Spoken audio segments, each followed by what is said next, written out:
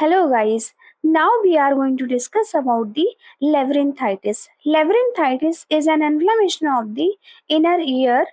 Year 3 parts में divided होता है। एक्सटर्नल ईयर जो हमें दिखता है, मिडल ईयर जो मीडियम में होता है एंड इनर ईयर जो इनर साइड प्रेजेंट होता है। ओके, इसमें होने वाले इन्फेक्शन को हम लेवरिंथाइटिस बोलते हैं।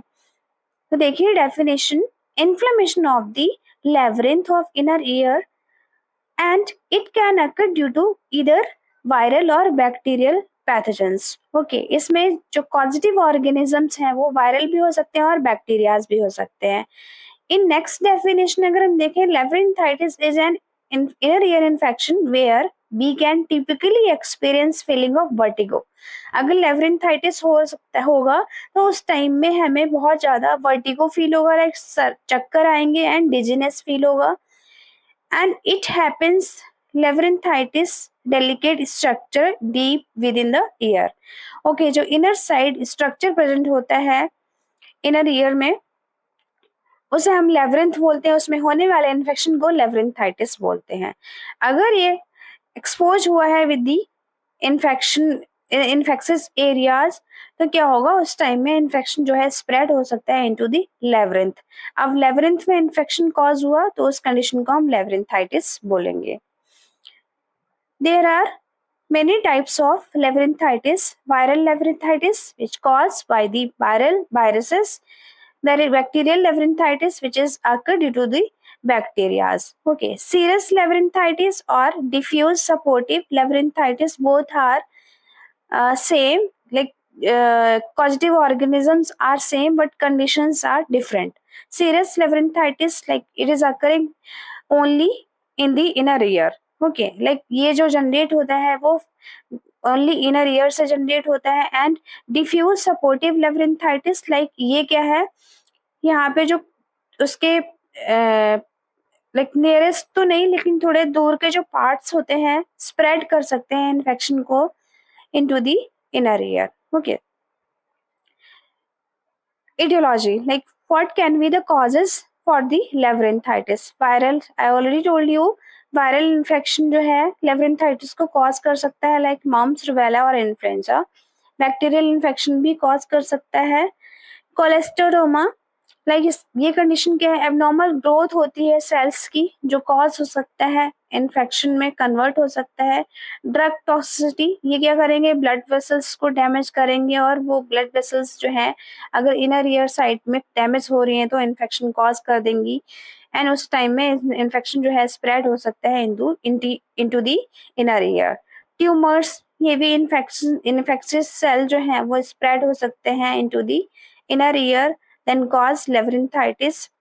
एंड वेस्कुलाइटिस क्या है, जो वेसल्स हैं उसमें भी इन्फेक्शन होगा।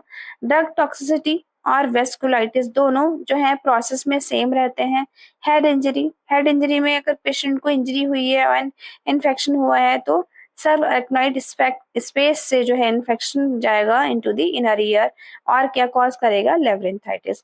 अपर रेस्पिरेटरी ट्रैक्ट इन्फेक्शन जो है वो भी क्या कर सकता है, लेवरिंथाइटिस कॉज कर सकता है, बिकॉज ये बार बार इनर ईयर साइड में जो वेस्टिब्यूल्स हैं और कॉक्लिया है उसको ट्रिगर करेंगे, ओके, मूव कराएंगे, इसकी वजह से क्या होगा, infection can cause. Okay, so what can be the clinical manifestations? Vestibular manifestation जिसमें क्या फील होगा, वर्टिगो। कॉक्लियर मैनिफेस्टेशन जिसमें क्या लॉस होगा, hearing. Okay, nausea vomiting feel होगा बिकॉज वर्टिगो है पेशेंट को। Pain obviously because of infection. Fever है बिकॉज ऑफ इन्फेक्शन। अट्रैक्सिया, कभी कभी क्या होता है कि ड्यू टू ब्लड वेसल्स या due to overflow of fluid, कभी कभी क्या होगा कि कहीं पे पेशेंट जो वेस्टिब्यूल्स हैं वो नैरो हो जाएंगे और कहीं पे क्या हो, इन्फ्लेट हो जाएंगे। ओके, यूनिलेटरल और बायलैटरल हियरिंग लॉस होगा, एक कान से या दोनों कान से भी उन्हें सुनाई नहीं दे सकता है। Recent upper respiratory tract infection जो है वो हो सकता है। Loss of balance and falling in the direction of affected air, balance नहीं कर पाएंगे बॉडी का बिकॉज इनको क्या हुआ है, वेस्टिब्यूल जो है वो डिसफंक्शनल हुए हैं, तो क्या होगा, फॉल हो सकते हैं, गिर सकते हैं जिस साइड उनका इन्फेक्शन, जिस साइड इन्फेक्शन प्रेजेंट है उस साइड।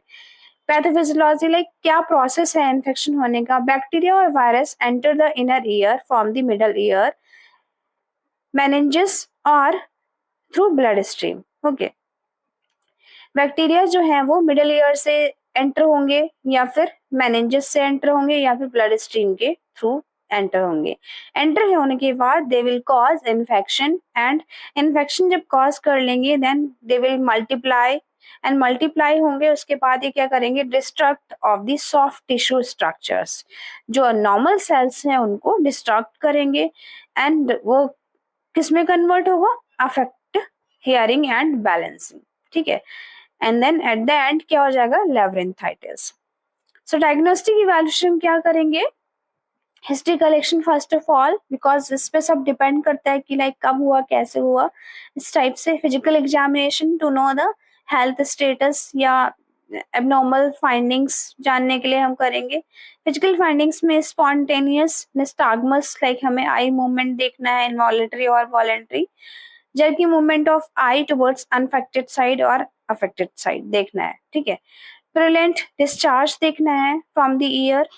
लैब में हमें क्या देखना है, कल्चर सेंसिटिविटी कराना है to know the positive organisms क्या है.